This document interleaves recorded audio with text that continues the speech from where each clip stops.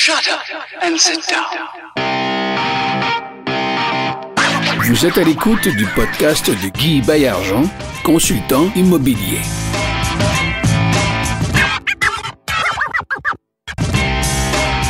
Salut tout le monde, c'est Guy Baillargeon à l'antenne de l'émission Ensemble, on va plus loin. Hey, mon invité, là, c'est un gars, c'est un frère pour moi, c'est comme mon fils en même temps. C'est mon grand chum, j'ai nommé JF Tremblay, le chasseur de maison. Salut JF! Yes, ça va Guy? Hey, ça va super bien. Je suis vraiment content que tu sois là. Ben moi aussi, c'est un honneur en plus de te voir passer à l'action avec ce projet-là. Ça fait longtemps que tu mijotais ça, puis là, je suis content de faire partie de cette émission-là aujourd'hui. Je sais qu'il y a bien du monde intéressant qui ont passé à ton antenne, mais là, en plus de ça, de voir que ça va décoller, puis on est dans le concret, là, félicitations. Hey, je te remercie beaucoup. Le but de l'émission, c'est pas de parler de briques, de pierre, de mortier, de calcul. Moi, je veux, comme le titre l'indique, je veux qu'on parle avec notre cœur, puis je veux qu'on parle aussi, qu'on échange des questions qui me chicotent par rapport à toi, puis par rapport à toutes les autres personnes qui défilent à mon micro, sur la façon qu'ils voient les relations interpersonnelles dans le domaine de l'immobilier, puis dans leur vie de tous les jours aussi, et la place des valeurs dans tout ça. Puis c'est pour ça que j'ai choisi un thème musical dont les premières paroles sont « Shut up and listen ». Je pose des questions, je me la ferme et je vous laisse répondre. Exactement. Ben écoute, c'est un super bon thème. En fait, c'est un thème très actuel.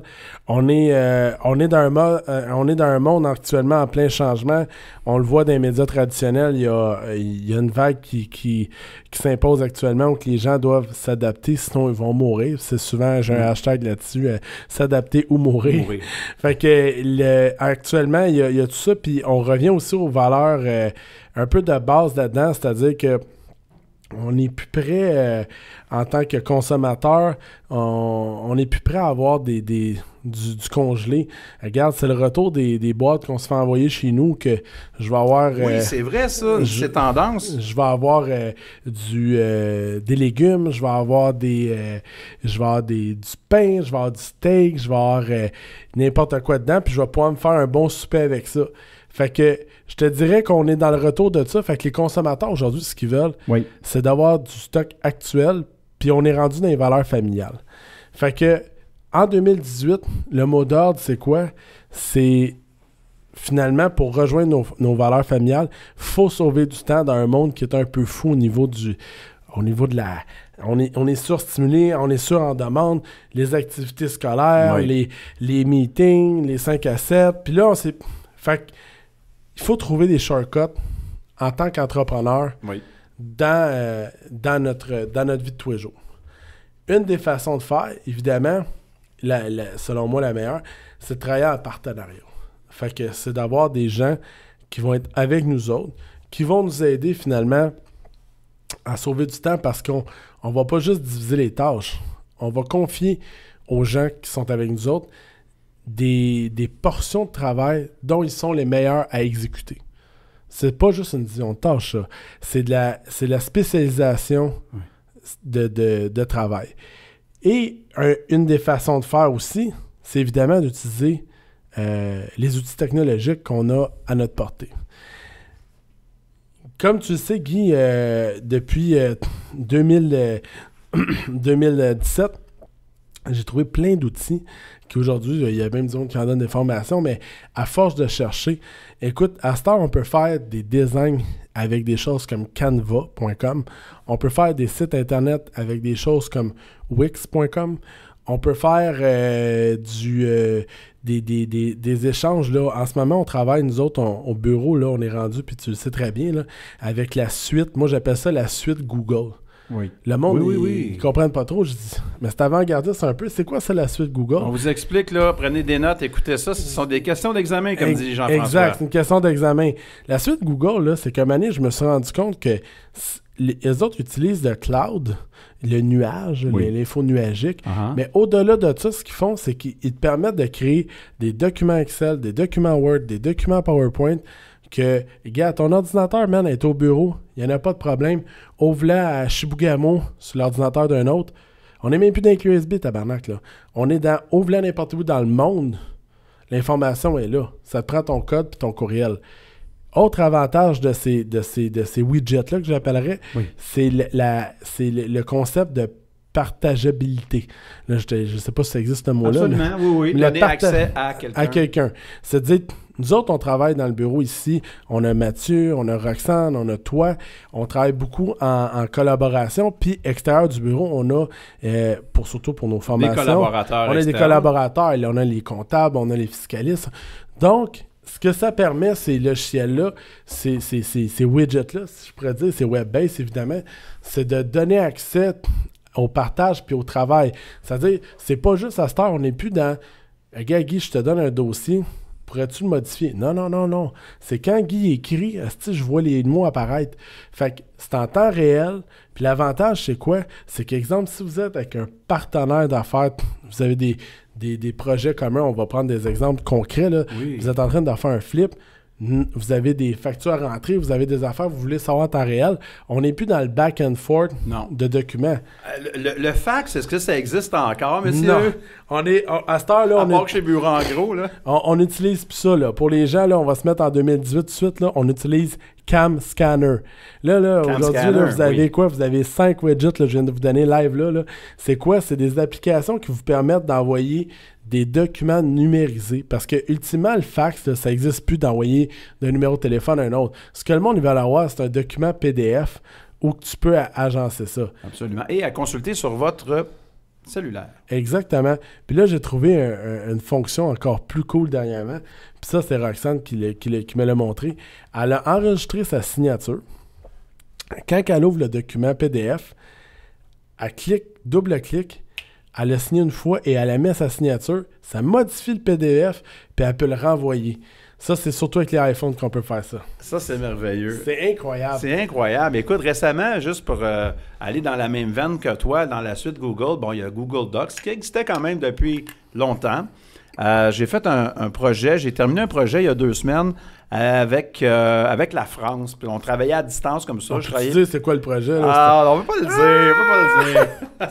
Oui, on peut le dire. Ben non, vas-y. On peut le dire parce que au moment où ça va passer... c'est un scoop, là, tout le monde. Ça, c'est un scoop. Au moment où ça va passer, cette émission ici, donc je vous rappelle que Ensemble, on va plus loin sera diffusé à tous les mercredis soirs, 21h, juste après le live de Jocelyn Grégoire, alors qui s'appelle « Tranche de vie d'un investisseur immobilier ». Donc lui, c'est entre 18h30 et 19h. Et moi, ensuite, je reprends le relais sur ma page Facebook ainsi que sur ma chaîne YouTube. Pour l'instant, on va avoir plus de rayonnement par la suite. Donc, à compter de 21h. Et le scoop qu'on a pour vous ce soir, c'est que j'ai écrit un livre en collaboration avec un auteur français. Le livre s'appelle « 107 principes pour investir en immobilier ». Comme son nom l'indique, c'est un livre qui s'adresse aux investisseurs immobiliers, catégorie débutante aussi, qui rappelle des principes de base. C'est bien important, ça. Donne ton exemple là, avec Piqué Souben. Avec Piqué Souben. Donc, petit Piqué, lorsqu'il avait 5 ans, son coach lui disait « Hey, Piqué, tu t'es fait prendre en revirement. On s'est fait scorer un but. On tire de l'arrière. C'est pas ta faute, mais il faut que tu cesses de faire du patin de fantaisie, c'est-à-dire il faut que tu gardes les yeux sur la rondelle, les 2 mains sur le bâton, et il faut que tu sois attentif et vigilant. Puis aujourd'hui, il fait peut-être 10 millions par saison. Il se fait encore prendre à l'occasion en revirement. Puis je suis certain que son coach vient encore lui chuchoter à l'oreille les mêmes mots doux que son coach lui chuchotait à l'oreille lorsqu'il avait 5 ans.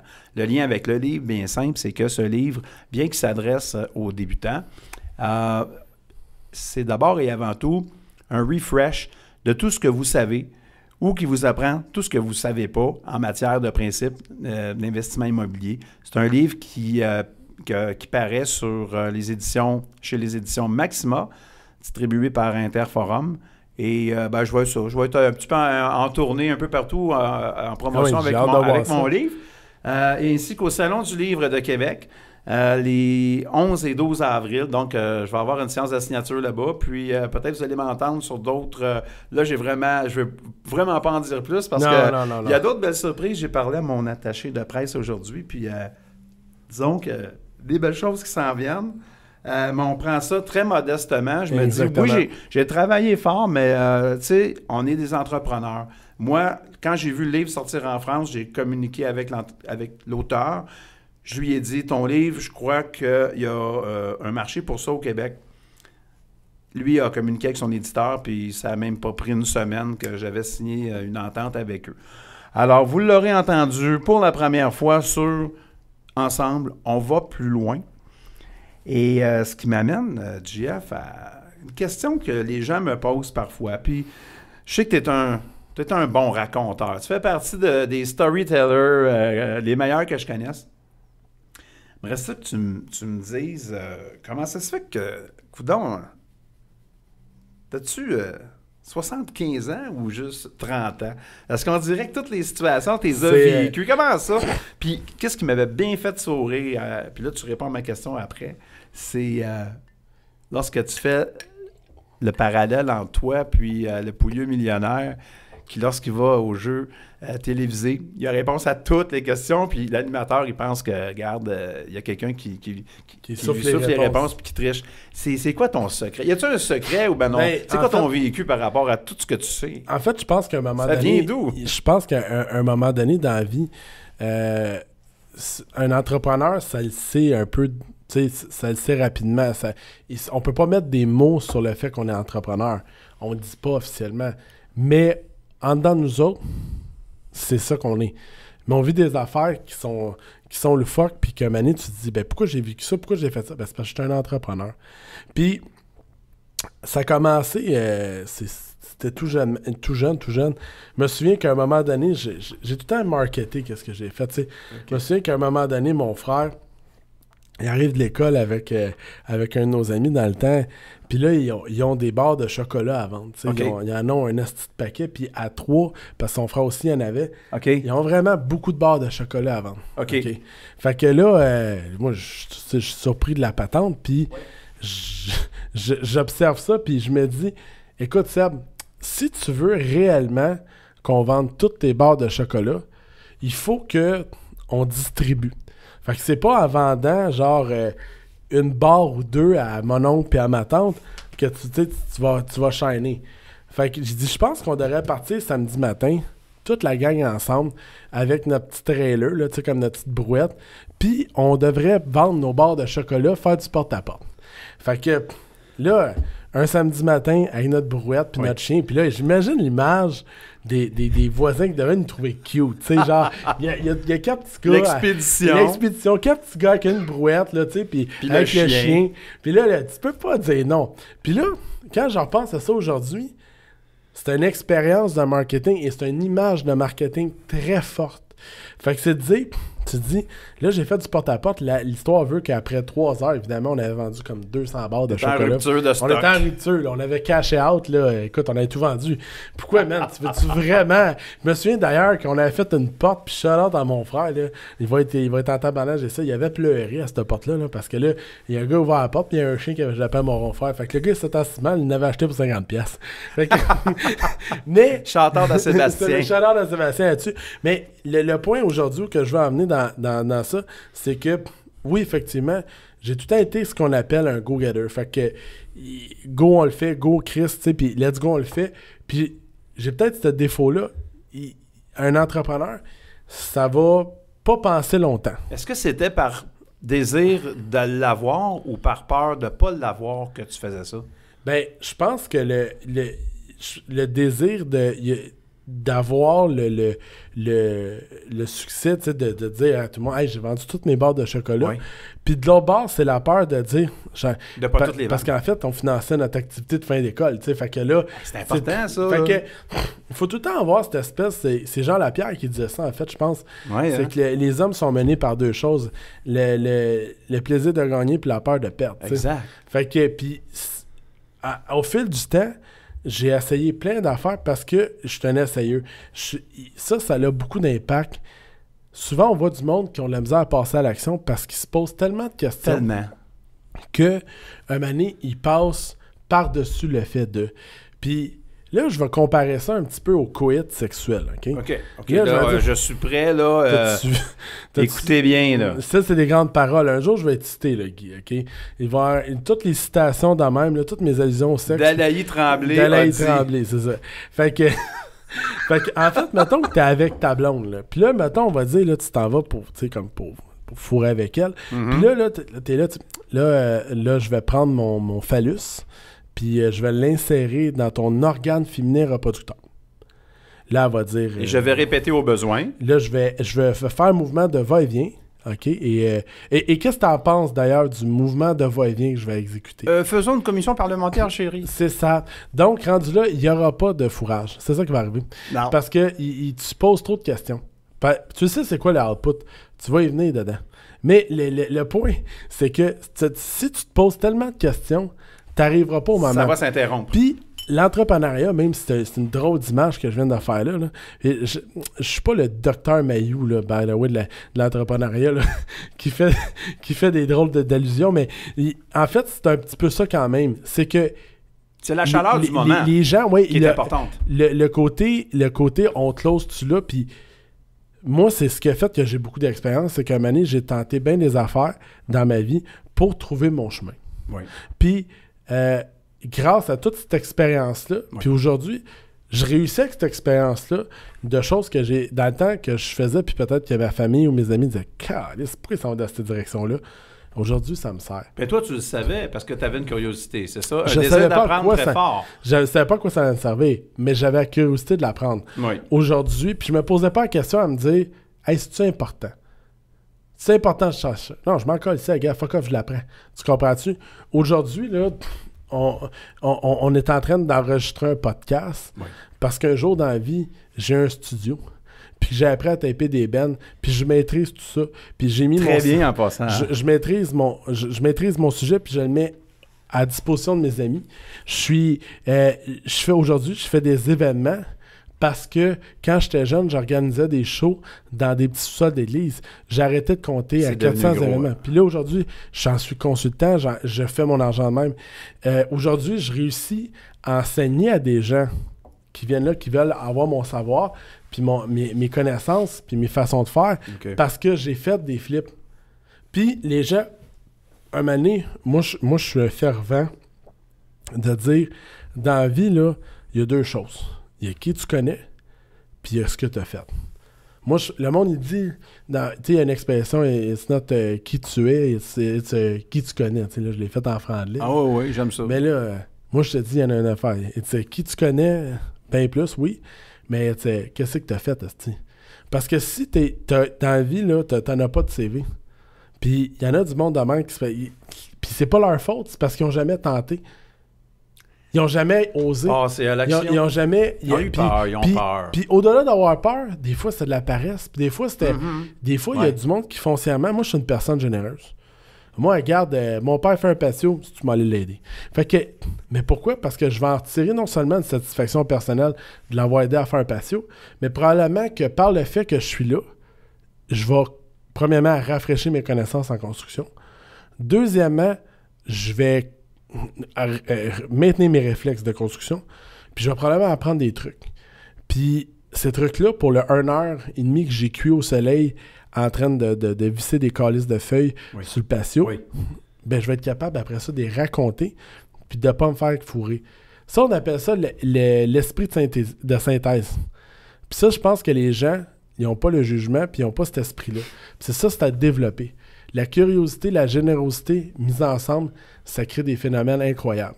Parce que ça te permet d'aller trader du monde, d'aller apprendre en même temps, puis de comprendre comment que les concepts marchent, puis après ça, de les appliquer dans ta vie de tous les jours. Fait que si j'ai aujourd'hui des réponses à des questions comme le pouilleux millionnaire, appelle ça comme tu veux, ben c'est parce que j'ai réussi, ultimement, à m'intéresser à cette chose, à avoir assez de curiosité, puis à me dire « Hey, fuck off, j'y vais. Je vais l'essayer. » Puis je me planterai au pire, puis je l'ai fait. Puis si aujourd'hui, il y a des gens qui m'écoutent, puis sûrement, en fait, qu'il y a des gens qui écoutent les bons podcasts à Guy, c'est... Si vous avez une chose à retenir, là, c'est... Vous avez deux choix. Soit que vous levez, puis vous regardez par la fenêtre votre voisin qui s'est acheté un beau char, vous revenez à la table de cuisine, puis vous parlez à votre femme du beau char de votre voisin, ou encore vous vous levez, puis vous allez acheter ce char-là parce que vous avez l'argent pour l'avoir. Ça s'appelle... Ouais. Au Québec, là, on est une population de petits pains, là, mais au-delà de ça, là, on est une population qui a une relation voyeuriste, exhibitionniste face à ces gens.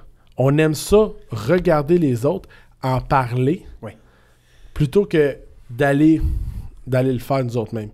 On est beaucoup plus voyeurs qu'on est exhibitionniste. Moi, là, ce que j'aimerais au Québec, c'est d'avoir de pas qu'on s'exhibitionne l'exhibitionnisme au sens péjoratif du terme, de dire on veut montrer nos richesses, puis le kit.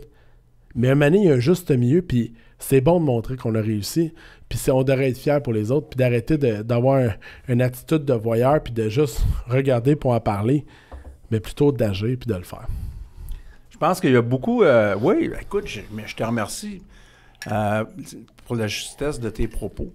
Puis moi, la réflexion que je me fais, que je me suis faite souvent aussi pour avoir côtoyé, pour avoir donné parfois des conférences dans les écoles devant des groupes, parce que à un moment donné, j'ai été président optimiste, puis ça m'a amené dans certaines écoles élémentaires à aller faire des discours sur des présentations sur, exemple, les journées carrière, qu'est-ce que les jeunes voulaient faire plus grand, etc. Avoir côtoyé des jeunes délinquants, avoir déjà côtoyé des gens qui, en fait, avaient pris des mauvais chemins dans la vie. Puis, ce que j'ai remarqué, c'est que dans la société, il y a malheureusement, il y a beaucoup d'entrepreneurs en prison. Il y a beaucoup de... Puis je le dis au sens large du terme, dans le sens que sont des jeunes qui avaient d'excellentes idées, sauf qu'ils ne vendaient pas le bon produit, puis aux mauvais clients, et ainsi de suite. Puis, quelque part, en passant, je te remercie d'avoir écrit la préface de mon livre. Je te remercie. C'était un honneur pour moi. Et tes premières phrases, c'était... en fait, tu parlais du système éducationnel déficient qu'on a au Québec, qui ne forme pas des entrepreneurs et puis qui ne montrent pas des vraies choses et qui n'enseignent pas aux jeunes la vraie vie puis les vraies affaires. Puis tu as tellement raison. Tu l'as écrit dans tes mots. Ça ne pouvait pas être mieux dit, mieux écrit. J'ai un point à t'apporter là-dessus qui est drôle. Vas-y, avec plaisir. Juste un petit aparté, Guy. Je trouve ça très intéressant, ce que tu me dis là. Puis j'aimerais ça que les gens se positionnent sur une affaire. Moi, j'ai écouté un documentaire qui m'a saisi, puis qui a saisi d'ailleurs notre ami commun, Phil Sabourin, sur ça. On a été saisis par le documentaire de Steve Madden. Steve Madden, un grand producteur de souliers international. D'accessoires de mode mondialement connu. Qui était d'ailleurs en prison pour le bien de sa compagnie, parce que bon, il avait fait un peu de fourrage avec le loup de Wall Street. Mais quand il est ressorti, j'aimerais faire du chemin sur une affaire. Il s'est mis à engager les gens qui avaient été en prison avec. Et il y a un système de réinsertion au travail chez Steve Madden. Et les gens, principalement, qui ont été en prison pour vendre de stupéfiants. Pourquoi? Parce que, comme tu l'as dit, ils vendaient pas le bon produit, mais c'était des bons vendeurs. J'écoute ça. Il faut que tu l'écoutes. Puis, ce bout-là, ça m'a saisi parce que je me suis dit, on n'a pas un système, puis c'est on a le droit de deuxième chance, là. C'est ça que ça veut dire. C'est ça que ça veut dire, parce que Steve Madden s'est bien positionné. Mais c'est très bon ce que tu dis, parce que il y a des mauvais entrepreneurs qui finissent par avoir des dossiers criminels, qui finissent parce qu'ils n'ont pas eu l'éducation nécessaire, puis le support et l'encadrement nécessaire pour comprendre c'était quoi leur passion, qui était probablement la vente, l'entrepreneuriat, en arrière tout ça. Là, on peut faire des jokes avec ça, mais avec c'est pas des mauvais repères, des mauvaises balises. Et puis, exact, des mauvaises fréquentations, tout le kit. C'est ça, mais s'il aurait été bien structuré, s'il aurait été bien... les meilleurs vendeurs de drogue, ils pourraient vendre n'importe quoi, n'importe qui. Exact. Mais ça veut dire qu'en bout de ligne, c'est des bons entrepreneurs. Tu savais, on avait un ami en commun, Guy Beauregard, qui est encore notre ami d'ailleurs, mais qui disait, c'est quoi l'affaire numéro 1 dans une entreprise? Te souviens-tu? Il disait, c'est la vente. C'est la vente. Vente. Fait, après ça, c'est le reste. C'est ça. Et pour la vente, on a besoin des gens qui ont un pouvoir de convaincre. Et c'est de ce pouvoir de convaincre que les entreprises vivent. Exactement. Ils font vivre les employés. Mais c'est un bon point sur l'entrepreneuriat qui est inclus là-dedans. Tout à fait. C'est qu'on fait un appel à tous. Là. Monsieur Proulx, notre ministre de l'Éducation, là, j'espère que vous avez entendu le message. Le message est bien clair. Le message, c'est réintroduire au plus sacrant les cours d'économie familiale dans les écoles, introduire des cours d'entrepreneuriat, introduction à l'entrepreneuriat, pour donner le feu sacré. C'est fini, ça. Donner le feu sacré à nos jeunes, c'est terminé l'ère industrielle, métro, boulot, dodo. Exactement. Oui, il y aura toujours des gens pour qui ça sera un choix, mais que ça ne devienne pas un passage obligé que d'être un employé un jour puis d'être un employé toujours. Puisqu'il y a des gens qui ne sont pas faits pour ça. Autant il y a des gens qui sont faits pour ça, autant il y en a qui ne sont pas faits pour être des employés. Ça m'amène à un point, Jean-François. Le terme solopreneur, c'est quelqu'un là, qui travaille seul puis qui pense qu'il faut tout qu'il fasse lui-même. Ouais. Tu l'as dit tantôt, il y a des outils technologiques qui existent. Il y a moyen d'aller chercher à l'extérieur des ressources que l'on n'a pas à l'intérieur. Donc, c'est important de se bâtir un réseau. Toi, depuis que tu es tout jeune, tu travailles fort là-dessus. Tu as compris rapidement la force du réseau, la force du nous. Oui. Puis je te côtoie depuis 5 ans au quotidien, ou presque. Oui. Et je vois que tu entretiens ton réseau. Non seulement tu as beaucoup d'amis Facebook, mais non seulement ton carnet téléphonique déborde, mais je te vois entretenir jour après jour et développer des relations avec différents intervenants dans les domaines dans lesquels tu opères. C'est exact. C'est la base, en fait. C'est du travail, ça. C'est la base. Entretenir, et puis ça va... Tu sais, on disait tantôt, je vous expliquais un peu comment le faire. Tu sais, en disant, c'est qui que t'es, il faut que tu l'aies bâti. À cette heure, c'est qui que tu connais, c'est l'autre affaire. Mais c'est pas juste dire... on connaît des gens, puis on a en tête des gens, on reprend n'importe quel un, on dirait « Ah ouais, je le connais, mon chum! » Là.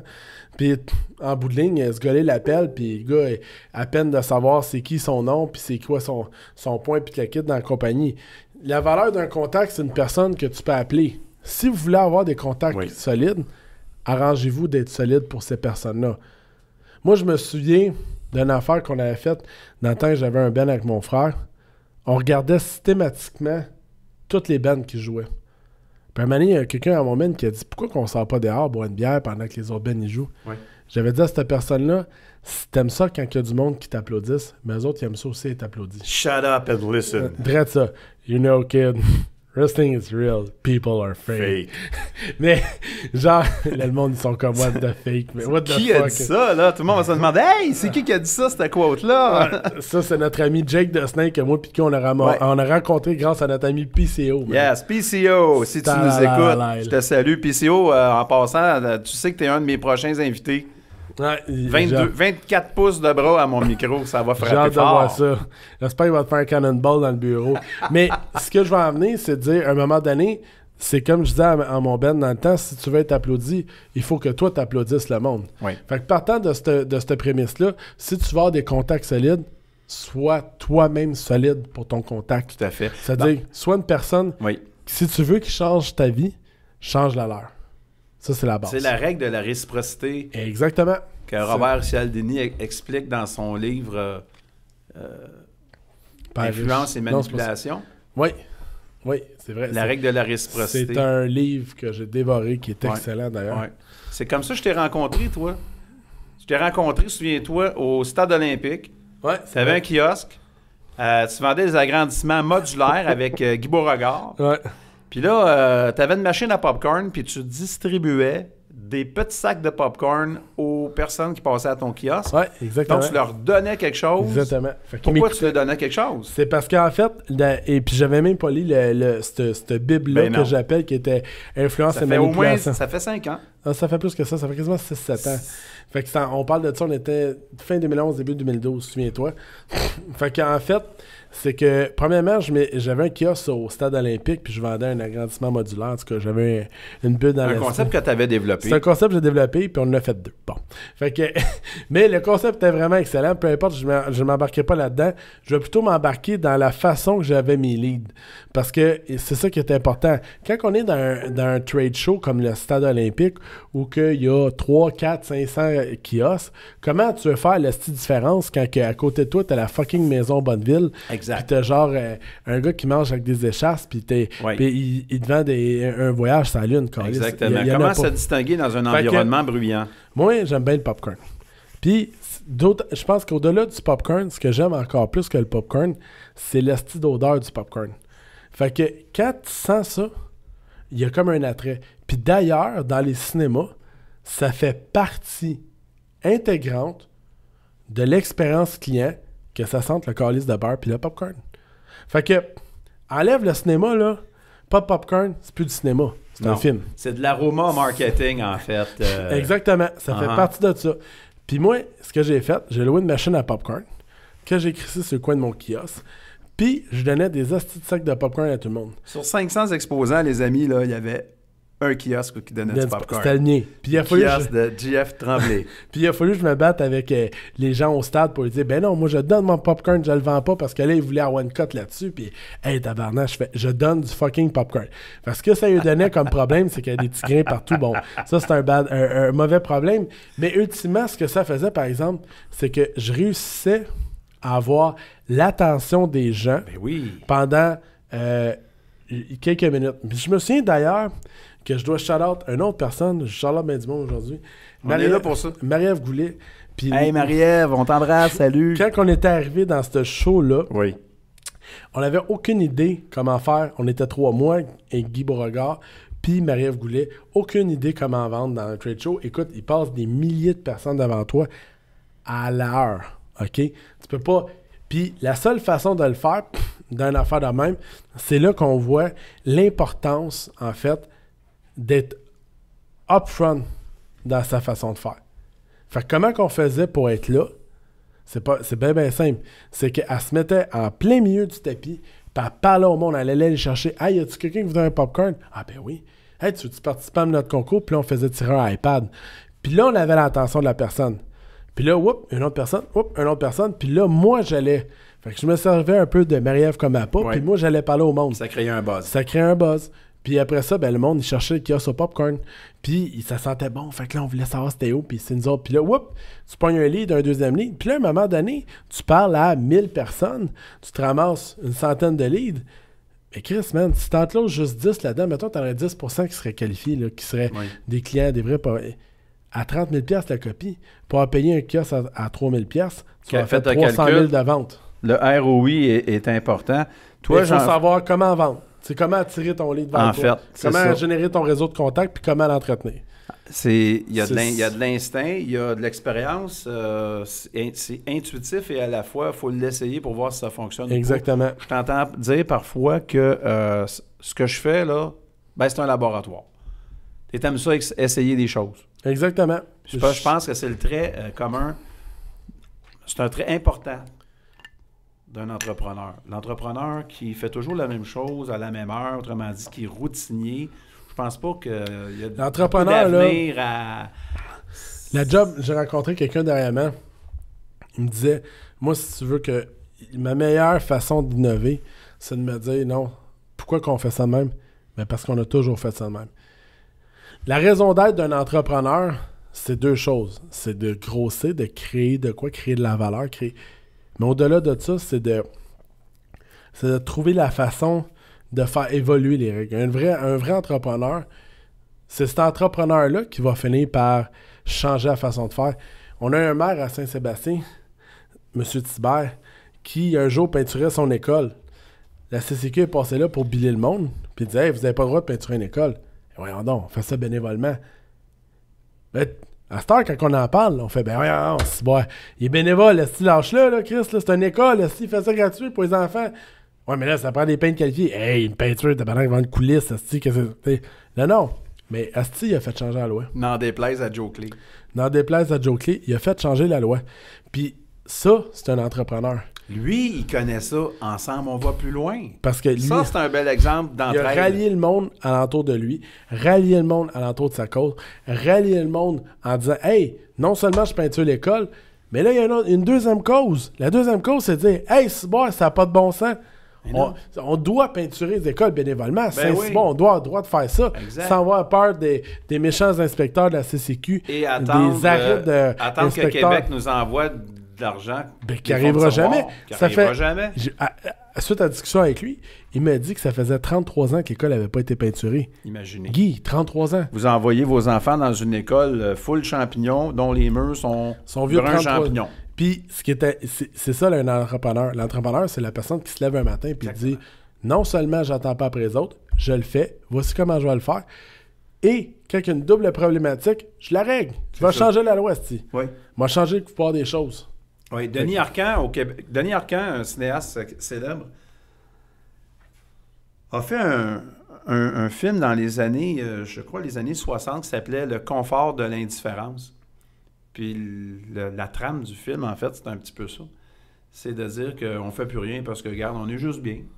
Métro, boulot, dodo. Puis pourquoi changer les choses quand on a 3 repas par jour, une job steady, puis un bon boss, comme nous disait Yvon Deschamps. L'entrepreneur, c'est pas ça. L'entrepreneur, c'est quelqu'un qui va au-delà, puis qui n'hésite pas à briser le plafond de verre. C'est intéressant ton point parce qu'il y a aussi une affaire qui a changé au fil du temps. Si on regarde l'entrepreneuriat il y a 40 ans, Oui. puis qu'on regarde l'entrepreneuriat aujourd'hui, Aujourd'hui. ça a beaucoup évolué. C'est-à-dire que dans le temps, on avait un boss d'une usine, d'une manufacturerie. Là, à une manufacture, le monde allait faire leur lacet, puis leur bonne nylon, puis leur plat Tupperware. À cette heure, c'est différent. Il y a beaucoup moins de place. En fait, grâce à la robotisation, à l'automatisation des usines, il y a moins de travail à la chaîne d'usine. Oui. Donc, il y a beaucoup de gars qui peut-être, mon père faisait partie, qui a été sur une chaîne de production, qui est un entrepreneur né, que si dans ce temps-là, il n'aurait pas eu ce job-là, il aurait été obligé de faire d'autres choses. Mon père était bon pour picosser, réparer des sécheuses, mais il n'a jamais eu le guts de se partir. Pourquoi il n'a pas eu le guts de se partir? Probablement que le confort de la paye était une meilleure récompense que l'opportunité d'aller en faire plus. Que de se partir en commerce. Mais c'est parce que la nécessité n'était pas là. Exactement. La nécessité n'était pas là. Peut-être que si mon père, du jour au lendemain, en 86, mettons, avant qu'il m'aille puis qu'il quitte, il se fait dire par son boss, écoute, René, on va arrêter ça là. Il y a une grosse crise. J'ai plus d'ouvrage pour toi. Puis mon père, il y a des contrats qui rentrent un après l'autre pour réparer des hosties de sécheuses. Peut-être qu'aujourd'hui, il serait un grand réparateur de sécheuses. Exactement. Puis, mais c'est la nécessité. C'est À ça, cette heure- exactement. Oui, je t'ai coupé. Pour Vas-y. finir mon point, Oui. aujourd'hui, on est dans un marché d'automatisation, de technologie. On est dans un marché avancé. Le jeune qui sort en secondaire 5, il n'a pas le choix d'être créatif. Parce qu'à cette heure, il reste quoi? Tim Hortons, McDonald's, donc la restauration. Les manufactures, là, c'est plus ce que c'était, là. Non. Fait que c'est beaucoup automatisé, puis c'est beaucoup... Donc, il y a beaucoup de place à ce qu'on appelle la PME. Puis beaucoup plus même la PE, la petite entreprise. La petite entreprise. Donc, une entreprise de service. On est revenu à ce mode-là. On n'est plus dans les grosses agglomérats, les gros... on n'est plus là-dedans. Il y en a encore, mais on n'est plus là-dedans parce que l'automatisation permet de remplacer l'humain par une machine. Fait qu'à ce temps, on a des gens pour contrôler ces machines-là. Mais on n'a plus besoin d'humain qui va mettre la pièce puis la souder. Il y a une soudure automatique qui va se faire. Donc, ce que ça dégage, par exemple, c'est plus de place pour les petits entrepreneurs qui veulent venir pallier à ça. T'sais. Puis les petits entrepreneurs, là, le bémol que j'apporte à ça, tu as un excellent point, mais le bémol que j'apporte à ça, c'est que, oui, tu deviens à ton compte. J'ai pas dit entrepreneur. Tu deviens à ton compte par la force des choses. Pourquoi? Parce que avoir des employés, ça coûte cher. Les charges sociales sont élevées. Ouais. Les entreprises, de plus en plus, vont donner à contrat, en sous-traitance, les tâches qui autrefois étaient données à des employés avec un fonds de pension, des assurances, les lunettes, les dents payées, puis ainsi de suite. On va y aller à la carte. Beaucoup Ouais, plus payant oui, d'y aller à la carte. Mais aujourd'hui, les gens qui partent à leur compte parce qu'ils viennent de perdre leur emploi ou quoi que ce soit n'ont pas nécessairement les qualités d'entrepreneur parce qu'ils n'ont pas appris, ils n'ont pas développé. C'est comme... Moi, j'ai appris à patiner, je ne savais pas avant. Là. Quand j'ai appris à patiner, je n'étais pas bon, je suis devenu pas mal bon, puis ainsi de suite, puis j'ai commencé à jouer au hockey. Si, à l'école, quand j'étais plus jeune, on m'avait enseigné la littérature financière, devenir lettré financièrement, m'occuper de mes finances, gérer mon petit budget, par la suite, vendre des barres de chocolat avec le chien, puis des... tu sais, si on m'avait enseigné ça, puis je parle pas juste pour moi, je parle pour tout le monde. Tu sais, c'est comme si les écoles d'entrepreneurship, c'était comme des écoles de réforme. Puis j'espère que je m'exprime bien. C'est-à-dire que tu retournes à l'école pour apprendre ce que le système aurait dû t'enseigner plus jeune, parce que compte pas sur tes parents pour te faire la classe. Mais... Écoute, ça va tellement loin ton but, ton point, que regarde, ça m'amène à puis je veux pas m'emporter à ça, mais souvent, je pose la question, puis là, tout le monde qui m'écoute, les jeunes, te le quitte, envoyez chez votre prof quand vous parle de théorème de Pythagore, le calice, t'en auras jamais besoin. Dites-y, là, qui viennent me contredire publiquement, là, t'en auras jamais besoin de cette affaire-là. C'est de la style de remplissage de cours. Ça sert à rien. OK, écoutez-moi, là, ça sert à rien. Fait que là, à la place de ça, demandez à votre professeur, « Hey, prof, ce que je veux que tu me montres, là, moi te le dire, c'est quoi? Je veux que tu me montres à faire mes impôts. Je veux que tu me montres à utiliser mon crédit efficacement. Je veux que tu me montres à utiliser les médias sociaux de façon saine. C'est des choses qu'on a besoin. Je dis pas qu'il faut éliminer le français, les mathématiques, les affaires. Non. Mais il y a un cours de vie actuellement qu'on manque à l'école. Pour faire des meilleurs citoyens. Pour faire des meilleurs citoyens. Puis parallèlement à ça, on manque un cours d'entrepreneuriat. Parce que autant qu'on monte à la personne à faire un asti de calice de tabarnak de bricolage, puis on s'en tabarnak dessus de faire un asti de fleurs sur un calice de soleil, genre en secondaire 5, ça sert à rien, calice. Honnêtement, là, je comprends même pas. L'élève devra avoir le droit, en secondaire 3, 4, 5, de choisir s'il va faire de la petite plastine avec un pot de colle, tabarnak. Ça n'a pas de sens. Il aurait droit d'avoir ça. Regarde, tu veux faire quoi, le kid, là? Tu veux-tu aller en sport? Tu veux-tu... Regarde, c'est des options. Prends-les. L'entrepreneuriat, là, c'est une option ici. Tout ça. Comme l'art plastique, ça sert à qui, ça, calice, d'avoir perdu 1 heure par semaine pendant 52 semaines? Ça fait 50 heures, une semaine normal par un gars qui t'a montré à faire des hosties de bricolage de calice. Moi, je me demande, je me pose la question, est-ce que, puis ceux à l'écoute, là, envoyez-nous la réponse si vous l'avez. Est-ce qu'il y a des projets pilotes dans les écoles au Québec? Très bon point. C'est une super question. On veut le savoir. D'intégration. Tu sais, pensez 2 minutes. Et s'il n'y en a pas, on offre nos services live. On offre nos services. Oui.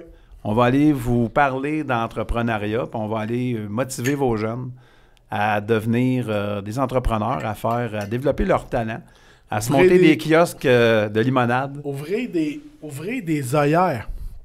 Oui. Ouvrez des œillères. La vigilance. C'est de dire, hey, le jeune, à quelque part, là, moi, je me souviens qu'il y avait des programmes là, au gouvernement, là, moi, j'appelle ça des restants de société, là, désolé pour ceux qui l'ont pris, là, mais des programmes où que le gars, là, il était dans la merde, s'il était sur le PS, il a fait son regard d'affaires, c'est de leur passer un système. Puis là, il propose de devenir entrepreneur. Hey, fuck you, calice, là. C'est pas ça qu'il faut faire. Il faut prendre cet argent-là, puis mettre ça sur des kids qui sont au secondaire, qui ont le couteau entre les dents, qui veulent, esti, puis qu'eux autres, là, on les ouvre les portes. Moi, quand je voyais le sport-études golf, tabarnak de perte de temps, man. Je voyais des kids avec leur crise de sac de golf les envoyer là. Hey, tabarnak, la moitié des terrains fermes au Québec. C'est quoi le deal qui s'est passé? Je pense que c'est plus le fantasme du parent. Ben, le fantasme du parent, je suis désolé, Guy. Je pense que oui. Qui en a profité de ce deal-là? Voyons donc, le kid, là, vous allez jouer au golf pendant ton après-midi, tu es malade, toi, calice. Mais ça, là, ces aberrations scolaires-là, faut plus que ça arrive. On a fait des erreurs dans le passé. Ce qu'on doit former, c'est des citoyens qui sont qualifiés en tant que citoyens, qui vont s'intégrer dans la masse, pas juste dans la masse, mais qui vont bien agir en société. C'est ça mon point. Puis des citoyens que si la personne, elle voulait faire plus d'art plastique, on lui laisse la chance. Si la personne voulait faire plus de sport, on lui laisse la chance. Pas en sport-études, dans l'école régulière. Pas d'option de plus, pas de payer de plus. Le sport-études, là, c'était réservé aux parents qui avaient de l'argent puis du temps. Je suis désolé, là. Moi, mes parents, ils n'en avaient pas d'argent pour aller me mettre dans le hockey. Jamais été au hockey, mon calice. Moi, j'étais un peu mal placé pour parler parce que mes enfants ont eu cette chance de participer à un programme, exemple, musique-études, mes 3 enfants, à partir de la 4e année élémentaire, 4, 5, 6 et secondaire 1 à 5. Mes 2 filles sont rendues secondaire 1 à 5. Mon fils, en secondaire 4, nous a dit que... Oh, je vais le dire. Il nous a dit que ouais, la musique, c'est pas mal pour les nerds. Moi, je veux faire du sport. Et que là, il est allé en sport planche à neige. Puis après ça, sport soccer. Mais tu sais, ce que ça leur a permis, là, puis je veux pas m'emporter là-dessus, ça a permis, cette activité, ça a permis de focusser, de développer un talent, ça c'est quelque chose, mais aussi d'avoir un esprit de corps, tu sais, comme exemple dans les cadets, dans l'armée, dans Je etc. suis d'accord avec toi. D'avoir cette discipline que peut-être à la maison, t'es pas toujours capable, mais c'est une belle discipline. Mais j'ai une question pour toi. Puis ça les éloignait du vice, excuse-moi, là, ça les éloignait du vice. 100% Puis d'accord. ils n'ont pas connu de crise d'adolescence. Puis c'est pas parce que c'est mes enfants. Non, mais c'est parce qu'ils ont été intégrés dans quelque chose quand même, il y avait une passion. Moi, un jour, j'ai consulté, puis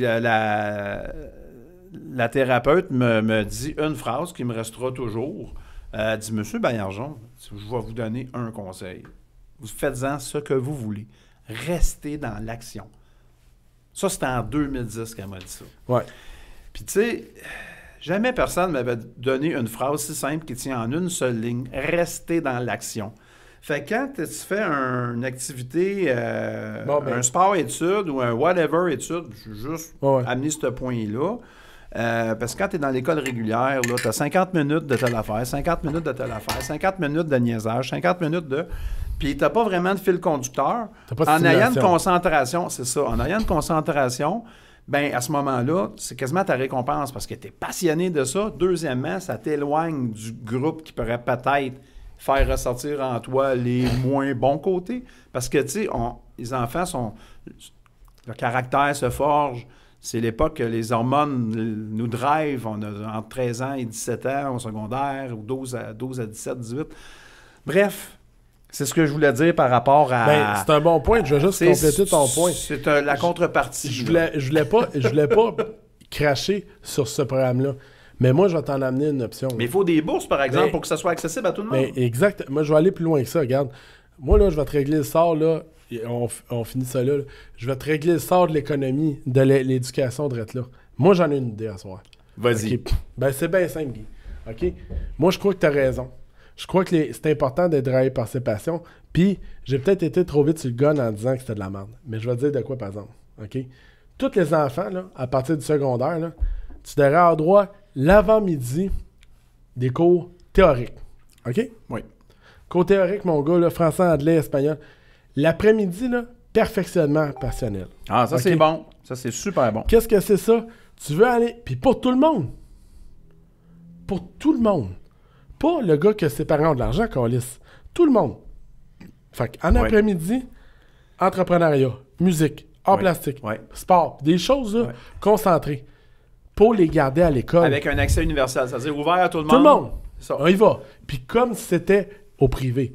Puis ça, c'est important ce que je dis là, parce que il faut pas avoir un marché à 2 vitesses. On est dans l'école publique. Oui. On se masturbe l'esprit en se disant que c'est public. Va chier. Puis, Va chier. Parce que si tu veux que ton enfant ait une meilleure éducation au public, il faut que tu payes comme toi t'as payé pour avoir des cours de ça. Puis moi, j'en ai fait de la musique avec mes chums, puis j'ai eu un band.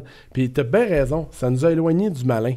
Il m'a dit ça, mon frère disait ça. Ça nous a éloignés du malin. Puis c'est vrai, parce que t'as un but commun. Nous autres, on était 4, puis le soir, on jammait ensemble, puis le kit. Puis ça nous a évité d'aller devant les médias, devant... dans le temps, les médias sociaux n'existaient pas, là, mais devant jouer au PlayStation, d'aller fumer de la drogue dans les parcs, parce que soit on jammait, on pratiquait. On pratiquait pas, on jammait. Oui. Tu vois, c'est juste dans la façon que c'est présenté. Mais donc ça doit être accessible à tout le monde, puis dans une bonne formule. Fin de ma discussion. C'est super bon. Hey, tes plans pour 2018, là, on est en mars. Tes plans pour 2018, à quoi ça ressemble, vite fait? Mes plans pour 2018, en ce moment, je suis en train de mener une cohorte avec j'ai la chance d'avoir 40 individus qui me suivent. Ça va super bien. J'apporte des résultats. Mon but, c'est de pousser ma machine éducationnelle, OK? même si ça peut surprendre quelques-uns. Entourer de mes collaborateurs, toi, les autres qui sont dans le bureau, d'être capable d'amener ça à un autre niveau où que les gens vont pouvoir avoir accès à une information standardisée puis avoir une approche personnalisée au niveau du suivi. Puis ça, c'est mon but au niveau de Flip Academy en 2018. Au niveau de Pélican Immobilier, le but, ça serait qu'on continue à faire nos transactions, qu'on développe et on standardise nos façons de faire. Puis, dans nos projets qu'on a de commun, ça serait de continuer puis d'aller vers du redéveloppement immobilier de grande ampleur. C'est ça mon 2018. Je te remercie, Guy, de m'avoir accueilli dans ton émission. Hey, c'est vraiment... C'est rare, je me fais interviewer. Ben écoute, c'était très intéressant, très, très, très intéressant. Puis je te remercie pour ta belle générosité, Jean-François, très apprécié. Fait que cette émission, en fait, on pourrait peut-être dire que c'est fait sous le signe d'un scotch que je ne peux pas nommer puisqu'il n'est pas encore mon commanditaire. Mais qui était très bon. Mais qui était très bon. On va donner un indice, il est tourbé. Il se boit avec délice. Alors, d'ici à la prochaine émission, mercredi prochain, 21h, ensemble, on va plus loin. Je vous donne un seul conseil, je vous donne un seul ordre. Gardez le sourire. Et passe à l'action. Et passez à l'action. Shut up and sit down.